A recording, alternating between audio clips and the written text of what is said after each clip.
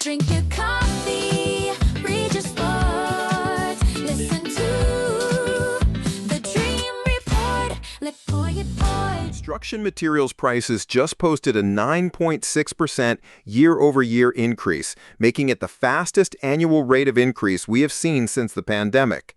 That figure comes directly from a June 11 release by the Associated Builders and Contractors, analyzing the latest federal data. Good morning. It is Monday morning, June 15th, 2026. You are listening to the Dream Report, and this is the Week in Appraising. I am Dana. And I am Marcus. This week gave us a fascinating split-screen evaluation. We watched both of an appraiser's core approaches point in the exact same direction, up, but for completely unrelated reasons. The cost approach got pushed higher by climbing replacement cost inputs, while the market approach stayed firm because the secondary market flatly refused to soften. It is a rare alignment that makes you double-check your spreadsheets. Let us start with the top story on those replacement cost inputs, because that 9.6% number needs some very specific context.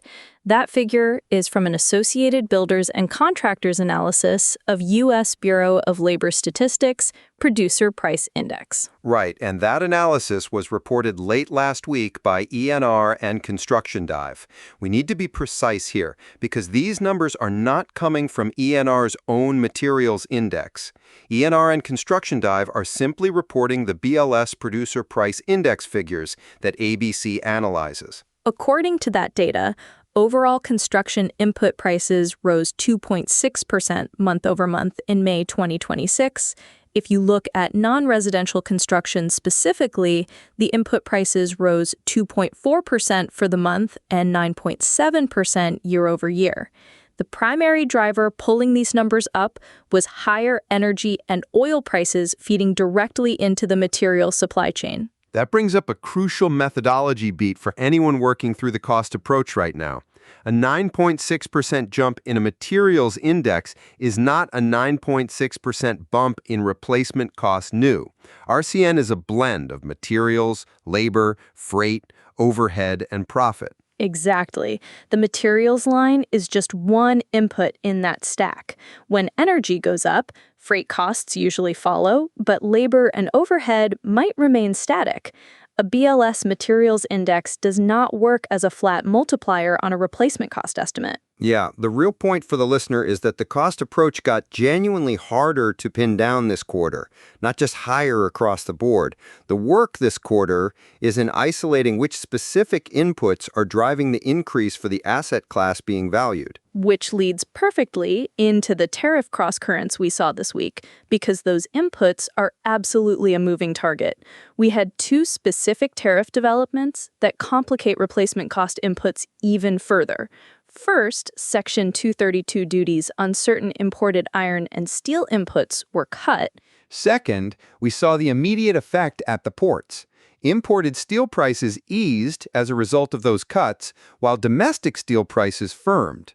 The direction here is counterintuitive and pulls a replacement cost estimate in two different ways at once. Cheaper imported steel pulls the cost down, while dearer domestic steel pulls it right back up. The net effect on a given RCN estimate depends heavily on the sourcing assumption of the specific asset you're looking at. If your subject asset relies heavily on domestic steel components, your replacement cost just jumped. But if the manufacturer relies on imported steel, their production costs might actually be easing. That's the reality on the ground right now.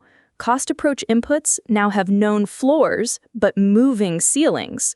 Your sourcing assumption matters significantly more than it did a year ago, especially when you're defending the report to a client who reads the same headlines.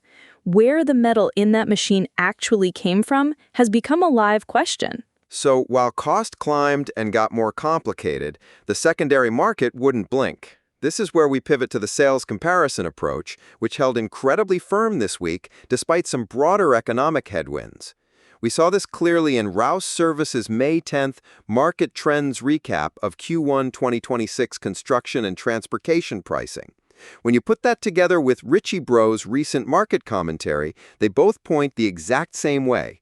Used equipment values are holding strong, even though new equipment sales have been sluggish. You might expect a slowdown in new sales to eventually drag on the secondary market, but auction throughput stayed heavy. Just look at Ritchie Bros' annual Orlando Premier Auction from February 2026. That event generated more than $265 million in gross transaction value across more than 14,500 items. That makes it the company's largest annual auction. And we should clarify for the record that this is the largest annual event, not their all-time company record. The all-time record is still the 2019 Orlando auction that cleared over $297 million, but $265 million is still massive throughput, proving the buyer demand is absolutely there. The through line here is that a used and new split has become the new normal. We have thin used supply combined with firm demand, which keeps the sales comparison approach pointing up. Buyers who can't justify the price tag or the lead time on new iron are fighting over the good used comps. I was listening to the Moving Iron podcast this week, and hosts Casey Seymour and Greg Peterson touched on some practitioner color that ties right into this market dynamic. They were talking through auction trends, iron values, and the road to autonomy in the field. Greg Peterson made a great point during that discussion. As a decades-long veteran of the business, his read was that the industry has been predicting fundamental change for a very long time, and yet the iron keeps moving. But there's a specific thread in their conversation worth surfacing for our valuation work. They highlighted a generational ownership mindset shift applied to iron. The younger operator's instinct is increasingly to rent or subscribe to a capability rather than buy the asset and carry the debt. They want the utility of the machine without the balance sheet burden. As equipment as a service and autonomy spread, the buy and hold assumption that sits under traditional residual value models naturally gets weaker.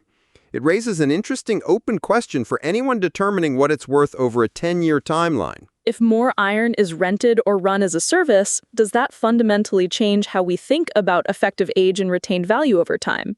A machine run as a service might see higher hours, but better preventative maintenance.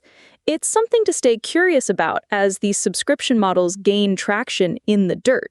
Bringing it all home, this was a week where the cost approach and the market approach moved in the same direction, up, but for entirely unrelated reasons. Cost got pushed by materials, energy, and tariff flux. Meanwhile, the market held on thin supply and strong auction demand. So the scope of work conversation, specifically which approach carries the weight and why, under USPAP Standard 7, matters more than usual right now.